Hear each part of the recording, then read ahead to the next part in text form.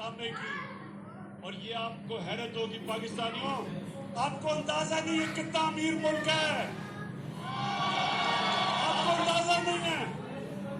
पाकिस्तान में दुनिया में सबसे ज्यादा सोने और काने की जो कान होगी, जो माइंस होंगी दुनिया में, जो रिजर्व्स होंगे गोल्ड और कॉपर के, वो पाकिस्तान में होंगे। आपका मुस्तकबिल रोशन है मेरे पाकिस्तानियों। अब दूसरा सुने, ये तो हो गई रिकॉर्डिंग। एक और हुआ था, आपको याद होगा, एक रेंटल पावर्स पीपल्स पार्टी के दौर में बहुत बड़ी करप्शन हुई थी रेंटल पावर की। फिर पाकिस्तान के ऊपर जुर्माना हो गया इंटरनेशनल कोर्ट में, 200 अरब रुपए का हमारे मुल्क को जुर्माना हुआ, 200 अरब रुपए का। तुर्की की कंपनी थी, पाकिस्तान को उसने 200 अरब रुपए देने थे। पाकिस्तानियों, मैंने सदर एर्दोगान से, और उसने बैठ के हमने वो 200 अरब रुपए का जुर्माना खत्म किया।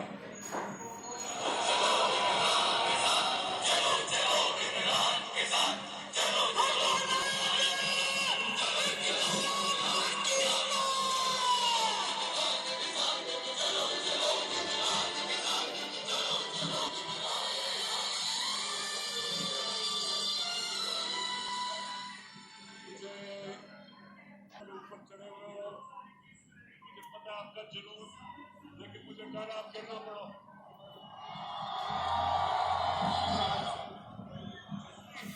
सुनते जाएं मेरे पाकिस्तानियों, सुनते जाएं। इन्होंने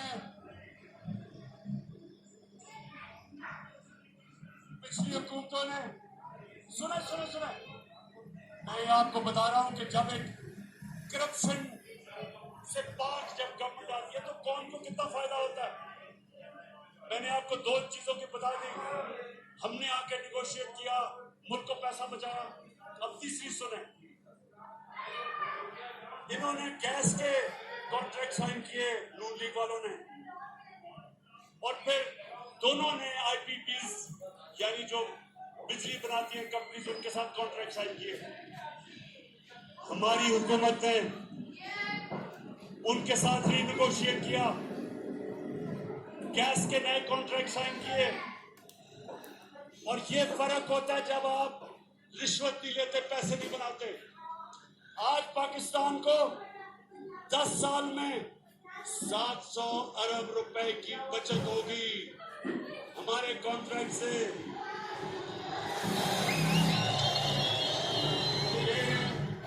अब पाकिस्तानियों, एक और सुन लो, ये चौथी चीज है।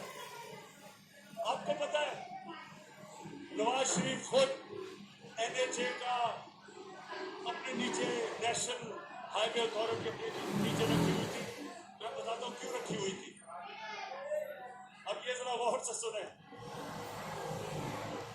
पाकिस्तानियों, 2013 और 2021 के बीच में सारी दुनिया में महंगाई हुई, सारी दुनिया में चीजें महंगी हुई। अब आप ये NHA की वेबसाइट पे चले जाएं, वेबसाइट के ऊपर लिखा हुआ है कि 2013 में फी किलोमीटर सड़क कितनी कीमत पे बनती थी, और 2021 में सड़क फी किलोमीटर कितनी में बनेगी। अब सोचो ना, 2021 में जाहिर है ज्यादा महंगी हुई होगी क्योंकि महंगाई होगी, लेकिन मेरे पाकिस्तानियों, आपको हैरत होगी कि नून लीग ने जो 2013 में सड़कें बनाई और जो हमने 2021 में सड़कें बनाई, और ये सारा रिकॉर्ड NHA की वेबसाइट पे है।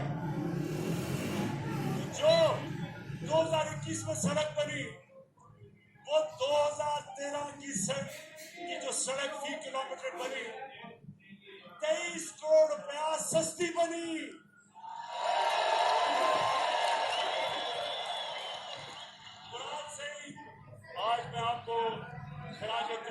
پیش کرتا ہوں. جیل کے نیچے ہے. اس نے جب مراد نے مجھے شروع میں بتایا تو میں مانوں گا کہ یہ کیسے ہو گیا. پھر میں نے اس کی بات نہیں مانی. پھر مجھے ایک دوست ملنے آیا. وہ کہتا میرا ایک بلڈنگ پروجیکٹ ہے. تو میں جب بلڈنگ پروجیکٹ پہ گیا تو جو کانٹریکٹر تھا وہ مجھے کہتا کہ جی ہمیں 2021 کے نہیں, ہمیں 2013 کے ریٹ چاہیے. وہ کہتا میں بڑا حیران ہو گیا کہ 2013 کے ریٹ. پتا چلا کہ 2013 میں یہ کرپشن کی جو کرپشن جنہوں نے اس ملک میں سب سے زیادہ شروع کی, نون لیگ, 2013 میں 23 کروڑ روپیہ فی کلومیٹر ان کی سڑک زیادہ مہنگی تھی. اس کا مطلب ہم نے کیلکولیٹ کیا. اب پاکستانیوں یہ سنو کہ چوری کس طرح یہ ملک لوٹا گیا. ہم نے کیلکولیٹ کیا کہ جس ریٹ پہ انہوں نے سڑکیں بنائی, انہوں نے 1000 ارب روپے کی چوری کی ملک سے. 1000 ارب روپے کی. یعنی کہ ایک ایماندار حکومت نے 1000 ارب روپیہ اپنی قوم کا بچایا, جس کی وجہ سے دگنی سڑکیں بنائی ہم نے. ان سے دگنی سڑکیں بنائی ہیں تو پیسہ بچا. میں آنے لگا ہوں بس. آخری بات جو میں اصل کسی آپ کو بلایا تھا.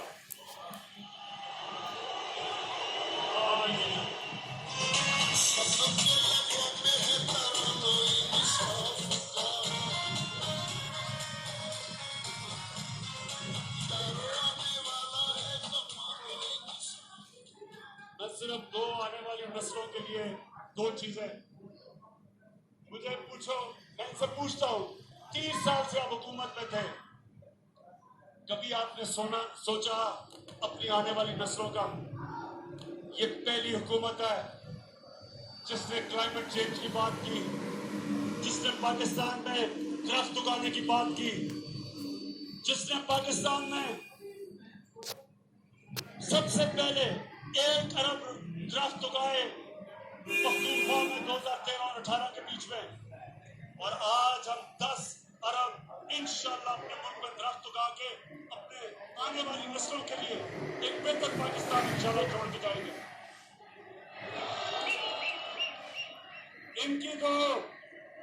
ان کو فرصت کیسے ملے؟ ان کو تو ساری چھٹیاں, بچے سب کچھ لندن میں بیٹھے ہیں. ان کو تو پاکستان کی کیوں فکر ہو؟ یہ تو نسلوں کی لندن کے لیے تیاری کروا رہے ہیں, گھر محلات خرید رہے ہیں. پاکستانیوں, جو دوسری چیز میں آج آپ کے سامنے سب کے سامنے جو کہنا چاہتا ہوں کہ آپ کو اندازہ نہیں کہ ہمارا ملک میں اللہ نے کس قسم کی خوبصورتی اور کس قسم کی نعمتیں بخشی ہیں. یہاں گلگت بلتستان کے چیف منسٹر بیٹھے ہیں خالد. میں اس کے ساتھ مل کے میں آج آپ سب کے سامنے دعویٰ کرتا ہوں کہ ہم نے انشاءاللہ پاکستان کو دنیا کا ٹورزم سینٹر بنانا ہے. اسکردو کو ہم نے انٹرنیشنل ایئرپورٹ بنایا. اب دنیا سے ڈائریکٹلی اسکردو ٹورسٹ آیا کریں گے. اسکردو کو انشاءاللہ اس کے ارد گرد جو علاقے ہیں, میں نے آسٹرین سے بات کی ہے, آسٹریا میں سب سے زیادہ اسکیم ہوتی ہے. اسکردو کو انشاءاللہ پاکستان کا اسکیم کیپٹل بنائیں گے. اور آپ دیکھیں گے کہ کس طرح باہر سے پیسہ آتا ہے. ہمارے ملک میں جس طرح کی خوبصورتی ہے, کسی نے سوچا ہی نہیں ٹورزم کو ڈیولپ کرنے کا. میں آپ کو ثابت کرتا ہوں کہ اگر یہ, مجھے افسوس ہے کہ کرونا کی وجہ سے ہم آگے نہیں بڑھ سکے, کیونکہ ساری دنیا میں ٹورزم ختم ہو گئی, لیکن انشاءاللہ جیسی کرونا ختم ہوئی, میں اب آپ کو اس ملک میں ٹورزم اٹھا کے دکھاؤں گا, ملک میں پیسہ لا کے دکھاؤں گا, اور سب سے زیادہ اپنے نوجوانوں کے لیے روزگار پیدا کروں گا.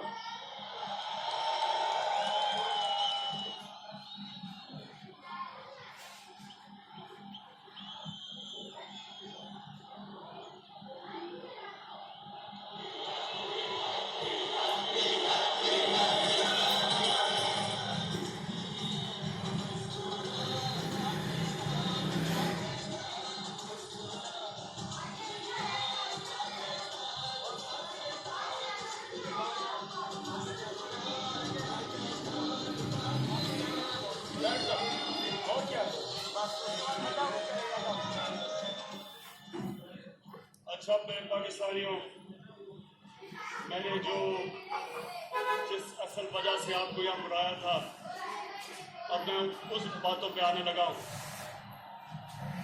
لیکن نوجوان آپ سامنے کھڑے ہیں، یہ آپ نے بڑی خاموشی سے سننا ہے. یہ میں سیریس بات کرنے لگا ہوں. میں اپنے ملک کے مستقبل کی بات کرنے لگا ہوں. میں جو یہ سازش ہوئی ہے اور یہ جو ہو رہی ہے اس کے اوپر بات کرنے لگا ہوں. تو میں چاہتا ہوں کہ بڑا سیریسلی آپ میری بات سنیں گے. میں سب سے پہلے آپ کو یہ بتا دوں، نوجوانوں آپ خوش قسمت ہو، آپ کے تو ماں باپ بھی ایک آزاد ملک میں پیدا ہوئے تھے. میرے ماں باپ ایک غلام ہندوستان میں پیدا ہوئے تھے، اور میں پہلا ہم جنریشن تھی جو ایک آزاد پاکستان میں پیدا ہوئے تھے. میرے ماں باپ نے اپنی طور پہ تحریک پاکستان کی جو آزادی کی سٹرگل تھی دونوں نے شرکت کی. اور جب میں بڑا ہو رہا تھا تو ہمیشہ انہوں نے مجھے ایک بات یاد کروائی. انہوں نے یہ کہا کہ تمہیں نہیں پتا تم کتنے خوش قسمت ہو کہ تم ایک آزاد ملک میں پیدا ہوئے ہو. میرے پاکستان کے رہنے والے، اگر آپ نے اس چیز کو سمجھنا ہے تو بیرون ملک پاکستانیوں سے پوچھیں کیوں وہ اپنے ملک کے لیے ترستے ہیں، کیوں وہ آج سارے تحریک انصاف کے ساتھ کھڑے ہیں. کیوں کھڑے ہیں؟ کیونکہ جب وہ باہر کسی پرائے ملک میں روزی کمانے جاتے ہیں تو ان کو سب سے زیادہ قدر ہوتی ہے کہ اپنے ملک میں رہنا کتنی بڑی اللہ کی نعمت ہے. ایک آزاد ملک میں رہنا کتنی بڑی اللہ کی نعمت ہے. تو میں جب اپنی پالیٹکس شروع کی تھی 25 سال پہلے، تو میں نے اپنا نصب العین اپنی جماعت کا نوجوانوں ایاک نعبد و ایاک نستعین کیوں رکھا تھا؟ اس لیے رکھا تھا کہ اللہ تیری عبادت کرتا ہوں اور تیرے سے مدد مانگتا ہوں اور کسی کے سامنے نہیں جھکتا.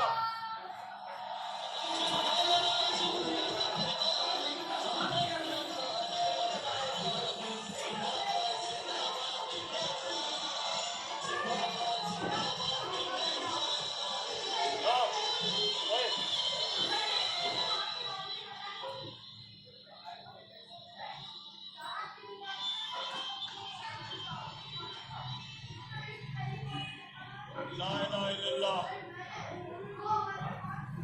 پاکستان جب بن رہا تھا تو نعرہ تھا کہ پاکستان کا مطلب کیا. یہ کیوں نعرہ تھا؟ یہ نعرہ ایک غیرت مند قوم کا تھا کہ اللہ تیرے سوا کوئی خدا نہیں، لا الہ الا اللہ. انسان کو غیرت دیتا ہے. میرے پاکستانیوں یہ یاد رکھنا کہ ساری دنیا اس انسان کی عزت کرتی ہے جو اپنی عزت کرتا ہے. بے غیرت آدمی کی کوئی عزت نہیں کرتا. اربوں روپے کما لو، اربوں پتی ہو جاؤ، جب تک اربوں روپے اربوں پتی، لیکن جو انسان کے سامنے جھکتا ہے کوئی انسان اس کی عزت نہیں کرتا.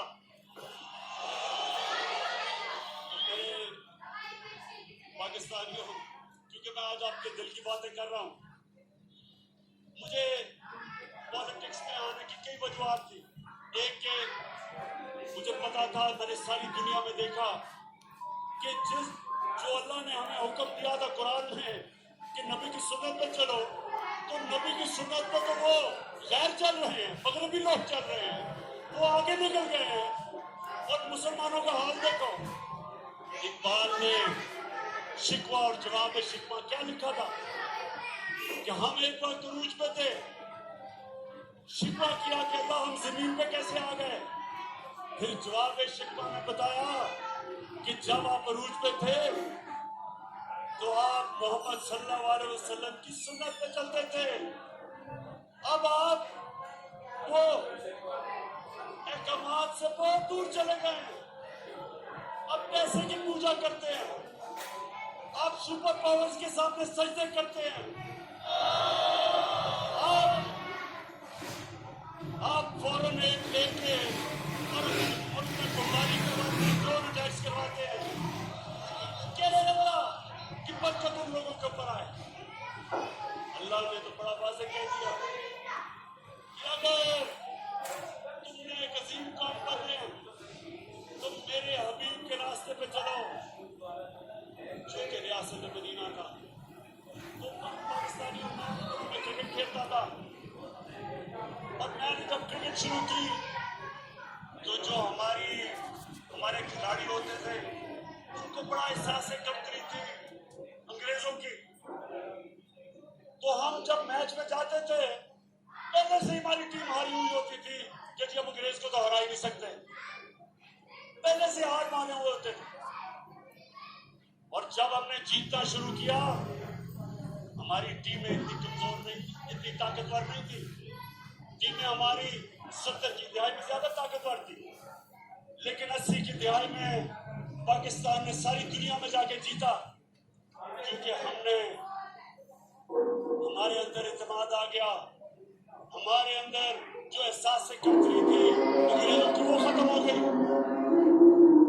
ہم جب قدم رکھتے تھے گراؤنڈ پہ تو ہم یہ سمجھتے تھے کہ کوئی ہمیں ہرا نہیں سکتا، اس اعتماد کی وجہ سے ہم پڑے۔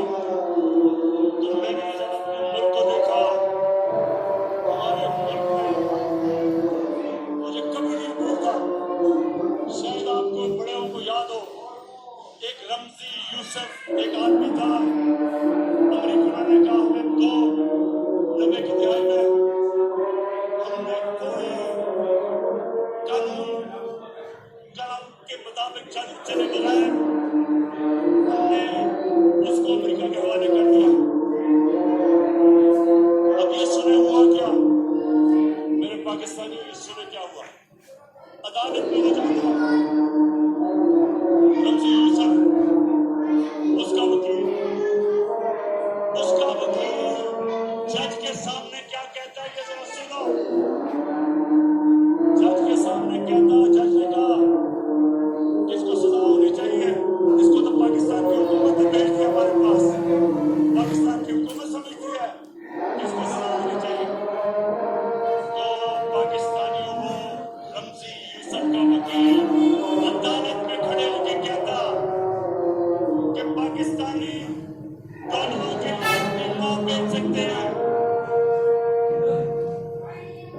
مجھے یہ کبھی نہیں بھولتا، مجھے شرم نہیں آئی کہ میری قوم غیرت مند ہے، لیکن جو اس کے لیڈر ہیں وہ بے غیرت ہے۔ جو ان کے لیڈر سربراہ اپنے لوگوں کے ساتھ نہیں کھڑا ہو سکتا، ان کے حقوق کی حفاظت نہیں کر سکتا، سپر پاور سے ایک کی لالچ میں گزری دیکھ دیتا ہے، یاد مجھے وہ خود کبھی ترقی نہیں کر سکتا۔ خدا قومیں اوپر جاتی ہے، بھیک مانگنے والی اور قرضے مانگنے والی کبھی قومیں ترقی نہیں کرتی۔ تو میں جب پاکستان میں میرے سیاست شروع کی میں نے تاکہ ایک بات کہی تھی کہ کیونکہ میرے دل میں لا الہ الا اللہ ہے، میں کبھی کسی کے سامنے نہیں جھکا، اور میں کبھی اپنی قوم کو کسی کے سامنے نہیں جھکنے دوں گا۔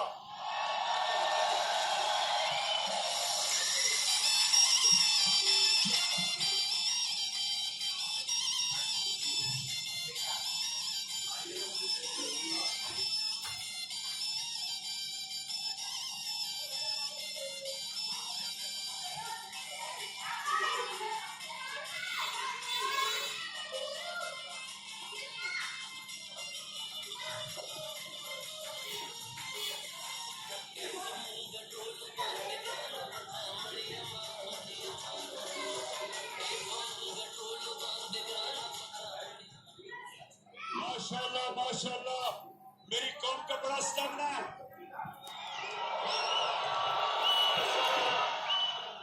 اچھا یہ جو میں آپ کے سامنے بات کرنے لگا ہوں یہ میں آپ کو بتا دوں کہ میں بڑی کم تقریر لکھتا ہوں, لیکن کیونکہ یہ بات ایک ایسی ہے کہ میں یہ نہیں چاہتا کہ میں جذبات میں آگے کوئی ایسی بات کر دوں کہ ہمارے ملک کو ہماری فورن پالیسی افیکٹ سے ہو جائے.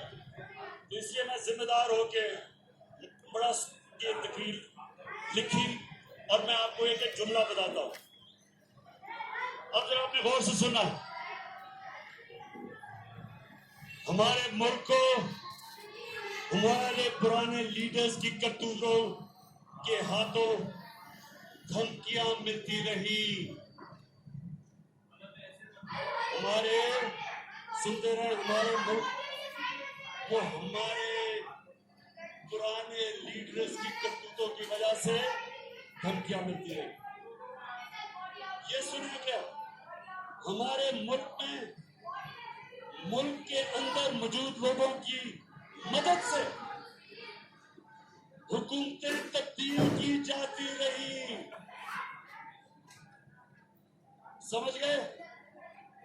اپنے لوگوں کی مدد سے حکومتوں کو تبدیل کیا. بھٹو, ذوالفقار علی بھٹو, اس نے جب ملک کو آزاد فارن پالیسی دینے کی کوشش کی,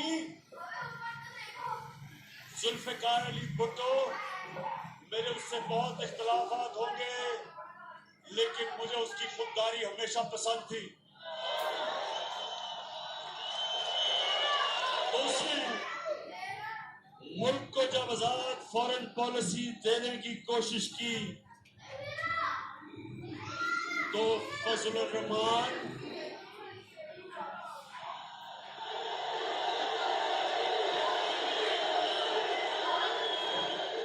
اور بگوڑو نواز شریف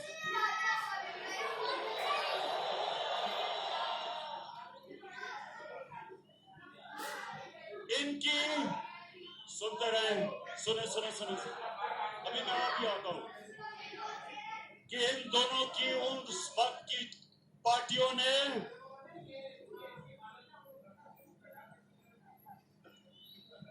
ذوالفقار علی بھٹو کے خلاف تحریک چلائی اور آج جیسے حالات بنا دیے گئے ملک میں, اور ان حالات کی وجہ سے ذوالفقار علی بھٹو کو پھانسی دی گئی. جو میں آپ کے سامنے رکھ رہا ہوں,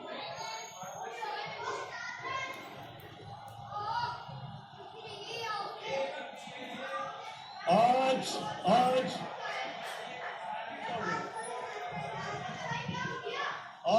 آ رہی آواز,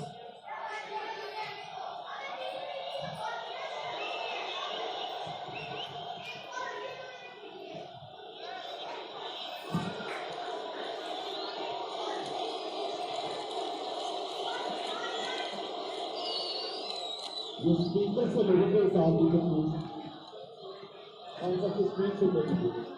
دیکھیں یہ سب سے اہم چیز میں کہہ رہا ہوں تو اسپیکر سے اتریں کیونکہ لوگوں نے سننا ہے.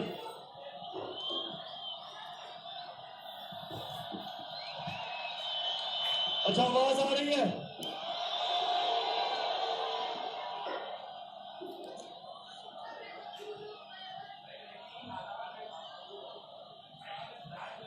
جلدی اس کو ٹھیک کریں.